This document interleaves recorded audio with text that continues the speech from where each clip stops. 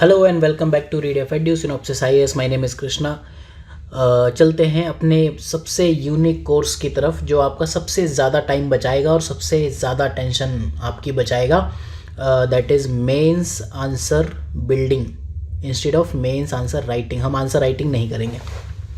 तो 2017 का internal security का दूसरा क्वेश्चन देखते हैं। क्वेश्चन ये बताता है कि नॉर्थ ईस्ट रीजन जो है इंडिया का, उसमें काफ़ी लंबे टाइम से इंसर्जेंसी है। अब क्वेश्चन यहाँ से स्टार्ट हुआ है, आप देखो कि major reasons for survival of armed insurgency in this region. ठीक है, इस एरिया में, इस लोकेलिटी में जो ये आर्म्ड इंसर्जेंसी है वो अब तक सर्वाइव कर रही है, उसके रीजंस बता दो बस। तो इतना छोटा सा क्वेश्चन है, 10 नंबर में पूछा है। मैक्सिमम लोग ऐसे क्वेश्चंस में फंसते हैं, वो पहली लाइन में। हमेशा हम इस लाइन को जस्टिफाई करने के पीछे बैठ जाते हैं। अगर आपको आता है इसका justification then well and good, otherwise इस लाइन का यूज़ आपको इंट्रो में करना चाहिए। इंट्रो में आप ऐसी चीज़ों का यूज़ कर सकते हो। ऐसी लाइन्स से जो भी प्रिसीडिंग स्टेटमेंट्स होते हैं क्वेश्चन के पीछे, उनको आप इंट्रो या कंक्लूजन के लिए यूज़ कर सकते हो कि हाँ हमने ये, अगर आपको पता हो तो, कि हमने ये देखा है कि बहुत लंबे टाइम से इंसर्जेंसी है और ये इन केसेस में देखी गई। अगर आपको एग्जांपल्स पता हो, नहीं पता हो तो फिर आप सिंपल कुछ और एग्जांपल भी दे सकते हो। तो अप्रोच इसमें क्या है, आपको एक तो प्रॉब्लम बतानी है, दूसरे इसके रीजंस ऑफ सर्वाइवल।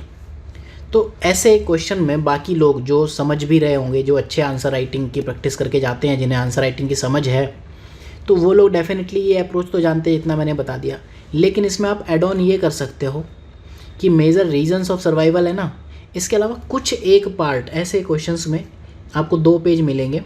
तो मेजर रीजंस ऑफ सर्वाइवल तो आप यहाँ से लिखना शुरू करोगे पेज में, यहाँ इतने पॉइंट इतने में लिख लोगे, कंक्लूजन के लिए ये जगह रहेगी। इस पार्ट में आप कुछ एक्स्ट्रा एलिमेंट ऐड कर सकते हो जो आपकी नॉलेज को थोड़ा बूस्ट करेगा। लेकिन फिर भी ऐसे क्वेश्चंस का आंसर देने से पहले मैं आपको एक चीज़ ज़रूर कहूँगा कि अपनी कॉपी में यहाँ से रियल क्वेश्चन जो पूछा उसका आंसर लिखना शुरू कर दीजिए। अगर टाइम बचता है तो यहाँ थोड़ा सा भरिए। तो सबसे पहले हम जैसे प्रॉब्लम ही बता दें, नॉर्थ ईस्ट रीजन में क्या है उसके बारे में बता सकते हैं, इंट्रोडक्शन दे सकते हैं, जो भी हो। तो इंट्रो की बात करें, जो नॉर्थ ईस्ट इंडिया है वहाँ इंसर्जेंसी जो है उसमें अगर आप ऑब्जर्व करो तो आर्म्ड सेपरेटिस्ट है, सेपरेटिस्ट मूवमेंट और मल्टीपल वे में है। कश्मीर में भी इंसर्जेंसी है, कश्मीर में भी आपको दिखेगा टेररिस्ट इशू है, लेकिन वहाँ एक तरह के सेपरेटिस्ट ग्रुप है। वहाँ या तो आप कहो, अगर उसको आप रिलीजियस टेररिज्म का नाम दो तो एक है, एथनिक टेररिज्म का नाम दो तो एक है, और स्टेट स्पॉन्सर टेररिज्म का नाम दो तो भी एक है। नॉर्थ ईस्ट में इशू ये है कि मल्टीपल सेपरेटिस्ट है। तो इशू क्या है कि गवर्नमेंट आज तक इन लोगों से, सबसे, इतने सेपरेटिस्ट ग्रुप हैं और हर साल इतने बनते हैं कि सबसे कब तक पीस टॉक्स करे और कब तक एक दूसरे को समझाए। एक को समझाते हैं, दूसरा कुछ ना कुछ करने लगता है। इसका बेस्ट एग्जांपल अभी भी NSCN के साथ जो समझौता हुआ था वो है। एक NSCN की 2 ब्रांच हैं, एक आइजैक IM है और NSCN K है। एक के साथ समझौता कर लिया, दूसरे के साथ नहीं किया, तो दूसरे लोग खफा बैठे हैं। आई थिंक काफलांग के साथ नहीं किया था। तो सेकेंड ARC रिपोर्ट ये कहती है कि जो नॉर्थ ईस्ट एरिया है इंडिया का, वो state of stable anarchy represent करता है। एनार्की है जो हमेशा स्टेबल है। और आप देखो, अगर इस क्वेश्चन की लैंग्वेज देखो कि major reasons of survival of armed insurgency, तो अगर आपको सेकेंड ARC की लाइन याद है तो ये तो सीधे सीधे बहुत ही परफेक्टली फिट बैठ जाती है। स्टेबल एनार्की है, मतलब जो भी इंसर्जेंसी है वो सर्वाइव करती जा रही है।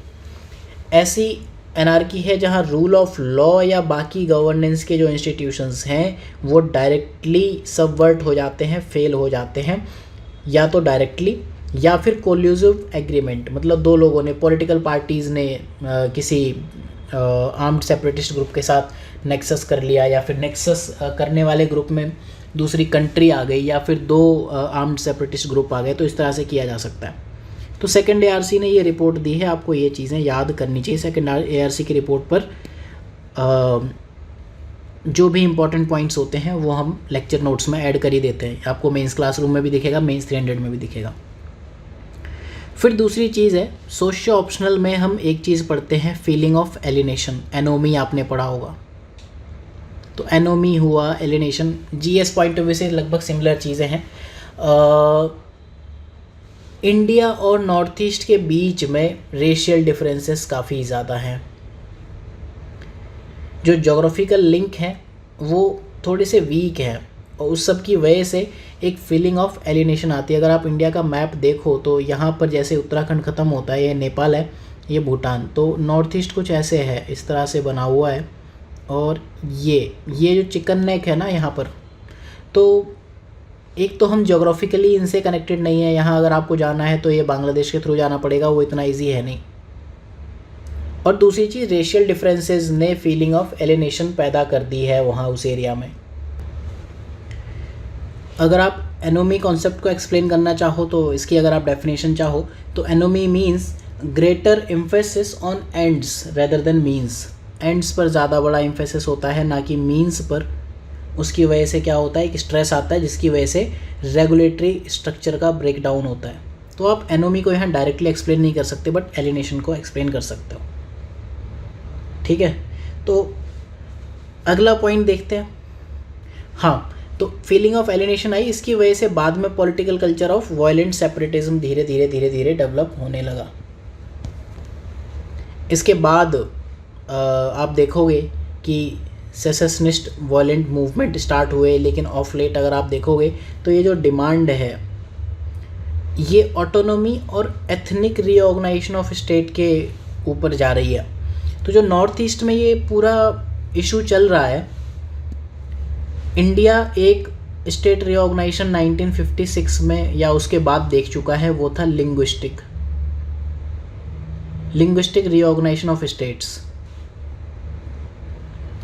जो नॉर्थ ईस्टर्न एरिया है वहाँ इशू क्या है कि वो लोग चाहते हैं ethnic reorganisation of state. Ethnicity का एक पार्ट लिंग्विस्टिक भी है, ठीक है। तो यहाँ और ज़्यादा इश्यूज़ हैं। एथनिसिटी में बहुत सारी चीज़ें आती है, फूड आ सकता है, उनके ट्राइबल कल्चर आ सकते हैं, उनका पहनावा आ सकता है, एनीथिंग, उसमें लैंग्वेज भी आ सकती है। तो एथनिक रीऑर्गेनाइजेशन ऑफ स्टेट की बात कर रहे हैं ट्राइबल आइडेंटिटीज़ के ऊपर, और ये करने पर तो पता नहीं कितने ज़्यादा हिस्से हो जाएंगे नॉर्थ ईस्टर्न एरिया के। अगला पॉइंट अगर हम देखें तो ये कुछ चीज़ें हैं जिसकी वजह से वहाँ पर आज तक मतलब जो भी इंसर्जेंसी है उसकी डिमांड अगर आप देखोगे उसकी बात की हुई है। अब रीज़न की बात करें और सर्वाइवल की बात करें कि क्यों आर्म्ड इंसर्जेंसी सर्वाइव करे जा रही है। सबसे पहला रीज़न है कि हिस्टोरिकल रीज़न, जो ट्राइब्स हैं नॉर्थ ईस्ट के वो तिब्बतो बर्मन या मंगोलॉइड फैमिली से बिलोंग करते हैं। जब भी आप ट्राइबल मैप पढ़ोगे वर्ल्ड का तो आपको समझ में आएगा कि जो इनका रेशियल फैमिली है, रेशियल ग्रुप है, वो साउथ ईस्ट एशिया के ज़्यादा क्लोज है हिस्टोरिकली, ना कि इंडिया या फिर अदर साउथ एशियन कंट्रीज़ के। तो एक ये इशू आता है।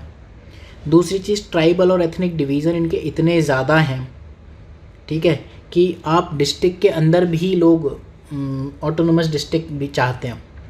तो एथनिकली, लिंग्विस्टिकली, कल्चरली बहुत ज़्यादा डिफरेंट है। Not only different but it is very different from other states of India. फिर जो 1950s में जो स्टेट रीऑर्गेनाइजेशन हुआ उसमें एथनिक और कल्चरल स्पेसिफिकेशन तो इग्नोर कर ही दिए गए थे, क्योंकि वहाँ पर जो रिकमेंडेशन थी मोर और लेस लिंग्विस्टिक बेस पे थी। जोग्राफिकल आइसोलेशन की हमने बात कर ही दी है, और गवर्नेंस के फेलियर के इश्यूज ऑब्वियसली हैं ही। जब उन्हें बॉर्डर मैनेजमेंट में पढ़ा था वहाँ 4 चीज़ें पढ़ी थी, उसमें एक डेवलपमेंट ऑफ बॉर्डर स्टेट्स था। तो बॉर्डर मैनेजमेंट करने के लिए आपको बॉर्डर स्टेट्स का डेवलपमेंट भी करना होगा। तो इस एरिया के लोग आपके ना सिर्फ आइसोलेटेड हैं बल्कि आप देखोगे मॉडर्निटी से काफ़ी ज़्यादा दूर दिखते हैं। तो उसमें बड़ा रोल है गवर्नेंस फेलियर का। और साथ में इंटरनेशनल बॉर्डर्स काफ़ी ज़्यादा हैं। यहाँ आप देखो नेपाल के बॉर्डर हैं, इधर अगर आप देखना चाहो यहाँ नेपाल है, यहाँ भूटान है, यहाँ चाइना है, यहाँ म्यांमार है, यहाँ बांग्लादेश है, इतने सारे तो इसमें इंटरनेशनल बॉर्डर्स हैं। तो इस वजह से काफ़ी सारे इश्यूज और भी होते हैं। आर्म नेक्सस बिटवीन पॉलिटिशियन और इंसर्जेंट ग्रुप्स के बीच में भी आपको देखने को मिलेगा। और जो इंसर्जेंट ग्रुप्स हैं उनके इन्फ्लुएंसेस अभी भी प्रेजेंट है, जैसे कि हमने NSCN, IM और K की बात की। बोडोलैंड ग्रुप्स हैं बहुत सारे। इन ग्रुप्स की अपनी खुद की आर्मी है और उनके फाइनेंसेस खुद के हैं, कहीं और जाना नहीं होता है।